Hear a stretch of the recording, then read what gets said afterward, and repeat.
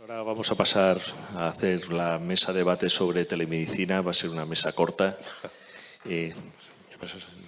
Podéis ponerla, por favor, la presentación, en la cual vamos a contestar rápidamente una serie de preguntas. Si quieres, te puedes quedar, Alfredo, y ves cuál es la impresión de los clínicos sobre la telemedicina.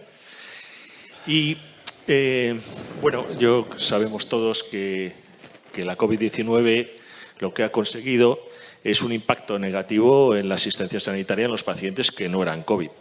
Y claro, eso parece que se ha intentado sustituir con la telemedicina.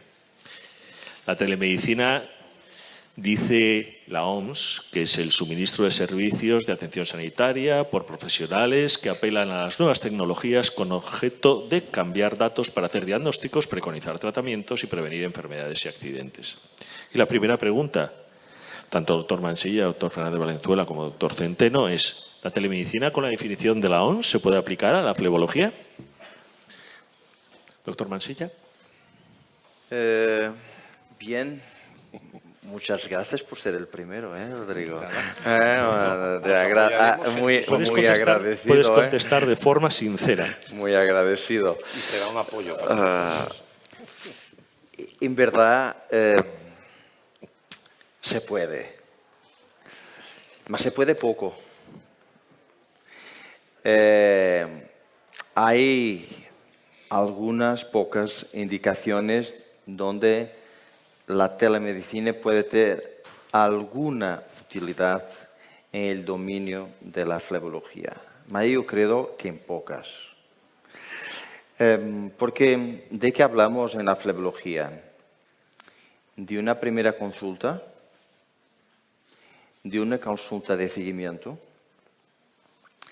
de una enfermedad venosa crónica, de varices, de una enfermedad tromboembólica aguda, de un síndrome postrombótico, de una úlcera en tratamiento. Entonces, hablamos de muchas cosas que pueden ser diferentes.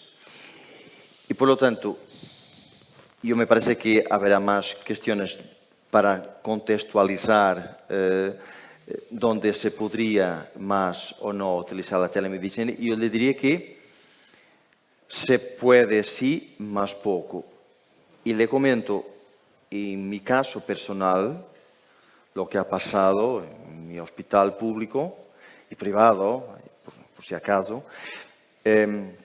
Habemos hecho el primer periodo más controvertido el año pasado, donde las consultas se han suspendido, no las guardias, no las emergencias, claro.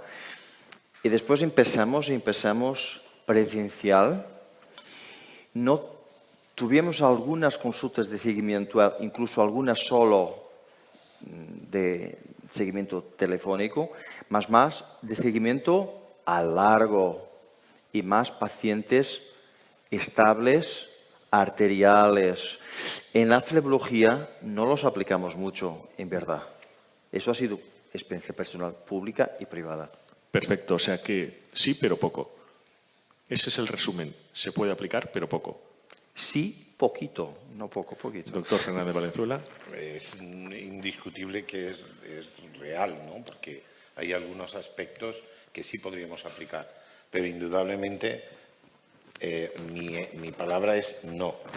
Es decir, ¿por qué no? Porque yo considero que la relación médico-paciente no puede ser telemática.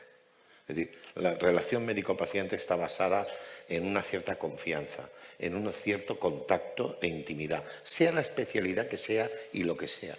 ¿Que se puede extraer algo? Sí. Mira, precisamente en patología vascular, voy a poner un ejemplo tonto. La relación médico-paciente debe de ser de contacto única y exclusivamente, a lo mejor, por darle la vuelta a la pregunta. Creo que es muy difícil convencer a un paciente telemáticamente que su patología no es venosa. Muy difícil. Y ya es difícil físicamente, imagínate telemática. Es decir, la pregunta la hago al revés. Es que es difícil decirle que no tiene nada. De acuerdo. Por tanto, yo soy de los de no, aunque se pueda aplicar en algo. O sea, tú eres de los de sí, pero casi nada. Vale. Quizás. Quizás. Me parece que has dicho no, por supuesto. Bueno, pues sí. Yo la verdad es que estoy de acuerdo con Armando y con Valentín, sí, pero poco. Yo es que soy muy de explorar. Y lo que comenta Valentín, la relación médico-paciente, pues la telemedicina poco.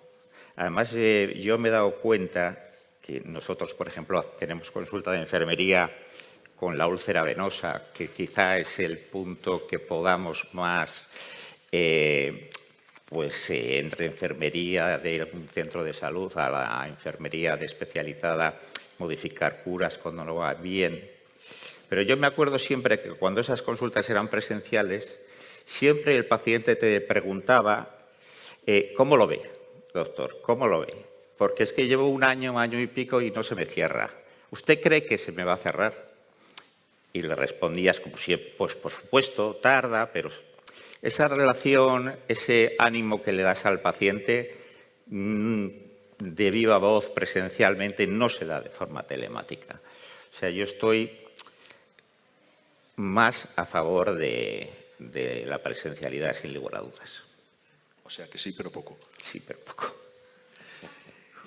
¿Y una primera videoconsulta puede tener utilidad para descartar patologías no relacionadas con patología venosa vascular? Bueno, Valentín ya nos ha dicho que probablemente no, pero, doctor Mansilla, ¿en qué circunstancias o en qué casos crees brevemente que podríamos tener algo de utilidad una primera videoconsulta?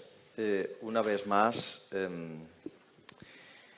muchas veces los nuestros pacientes, y más la enfermedad venosa crónica,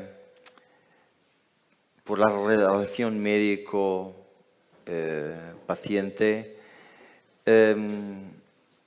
es difícil de hacer una videoconsulta para oír los síntomas y descartar si los síntomas tienen alguna relación con la parte objetiva. Por eso esta es una parte que se queda seguro muy comprometida por la videoconsulta.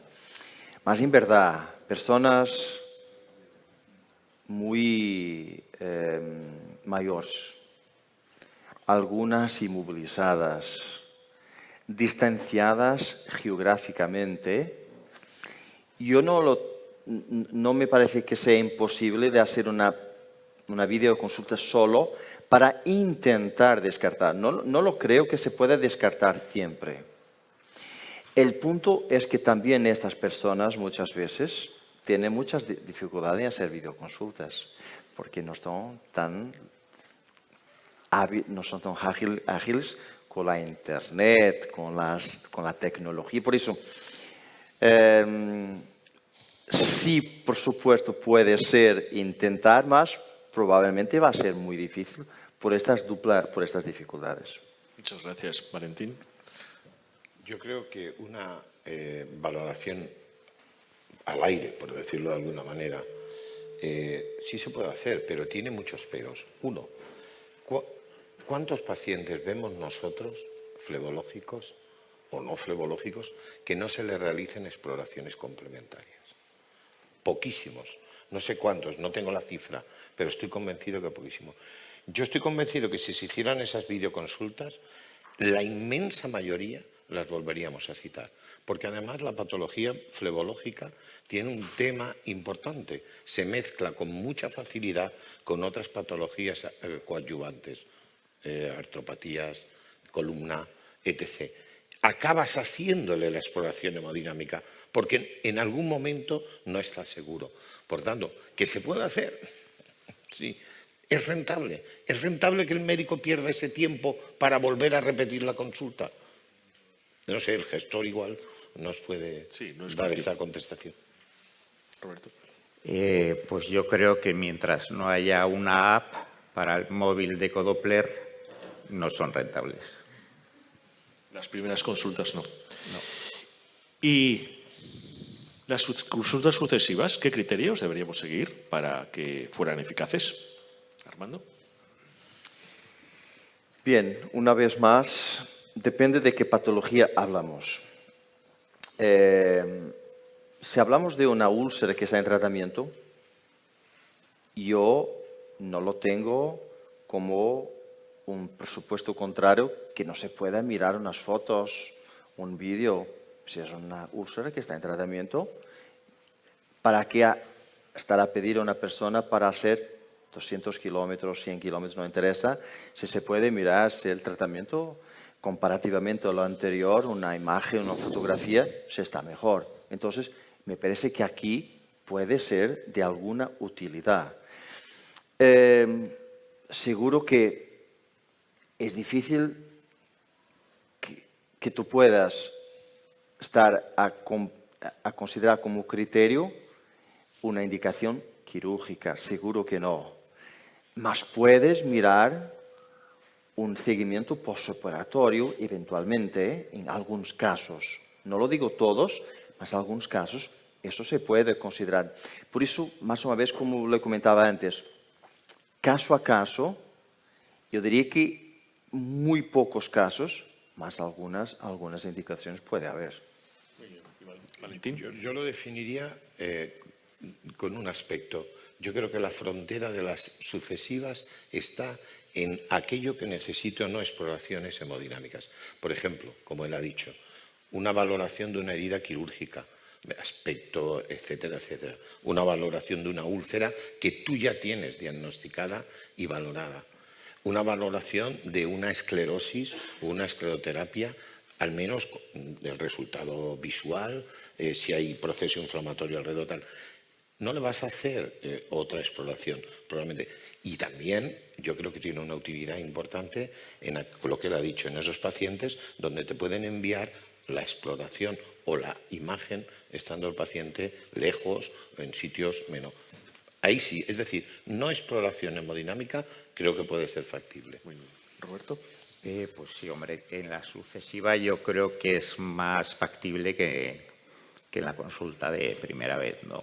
Y luego nos olvidamos, aparte de lo que habéis dicho, del linfedema, ¿no? El linfedema primario al que ya está diagnosticado por su linfomagrafía, pues el tratamiento con presoterapia lo puedes ir midiendo un poco por telemedicina, pues diciéndole al paciente, hazme una foto con una cinta métrica, a ver cómo vas, ¿no? Eso sí. O sea, primera consulta no, consultas sucesivas, aquellas que sean visuales y de un seguimiento se podría considerar. Y por último, quisiera que me dijerais pues, dos criterios o dos, cada uno, que me dijera dos circunstancias o dos pacientes que serían candidatos a la telemedicina tal como lo habéis planteado. Armando. Bien, creo que ya lo habíamos comentado. Me parece que una úlcera venosa en tratamiento puede tener un criterio para vigilar y puede ser por telemedicina. Un paciente en postoperatorio, mirar cómo está, puede ser un criterio. Si es difícil para el paciente de se deslocar. Estoy de acuerdo con el linfedema. Hablábamos de patología venosa, pero estoy de acuerdo con el linfedema. Y una cosa que puede ocurrir y que puede tener alguna utilidad para pacientes mayores es que muchas veces tiene edemas y que no son edemas vasculares, son edemas cardíacos o tiene complicaciones de los edemas que son dermatológicos. Y no es imposible que se pueda, a través de una imagen, si un paciente está más inmovilizado, más distanciado y es mayor, intentar descartar y decir, no me parece una trombosis, me parece más un edema cardíaco, no me parece una dermatitis venosa, me parece más una erisipela, una infección. Y se puede intentar, no es una decisión final clínica, no lo estamos con el paciente, más si ha habido la dificultad inicial de se transportar en una consulta, una primera indicación puede ser de alguna utilidad, caso a caso, una vez más. Valentín. Lo que hemos dicho, ¿no? Controles evolutivos donde tú ya tienes diagnosticado al paciente, yo creo que influye mucho y se le puede aplicar a pacientes donde su movilidad, su desplazamiento esté muy reducido. Y otro tema importante también es la telemedicina que te puede aportar otros centros donde han hecho una exploración hemodinámica, etc., y te la aportan para pedir tu valoración en esa exploración si se puede exportar. Yo creo que esos son los tres. O sea, colaboración entre diferentes. Exacto, entre diferentes centros. Aparte de lo que han dicho mis compañeros, yo creo también que no deberíamos únicamente enfocar el punto de vista de la telemedicina por la patología venosa, sino también por el tipo de paciente subsidiario de la telemedicina. Porque hay pacientes que no les importa hacerse 100 kilómetros para ir al médico de forma presencial y hay pacientes que sí les importa. Y luego el grado de educación desde el punto de vista telemático que pueda tener un paciente y otro. O sea que hay que enfocar el punto de vista de la patología venosa y el punto de vista del propio paciente. Bueno, pues voy a hacer un resumen con todo lo que creo que habéis dicho. O sea, la telemedicina tal como está definida por la OMS se puede aplicar poco a la flebología. Las primeras consultas no parece que puedan ser rentables de forma general, en algún caso muy concreto.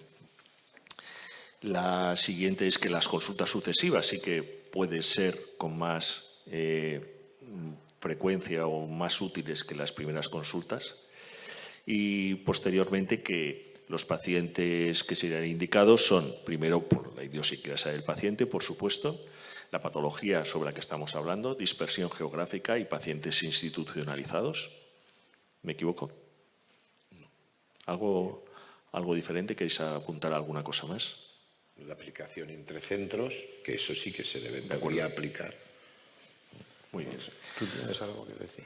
Pues muchísimas gracias por haber estado aquí. Muchísimas gracias, doctor Martínez Larrea, doctor Mansilla, doctor Valenzuela, doctor Centeno.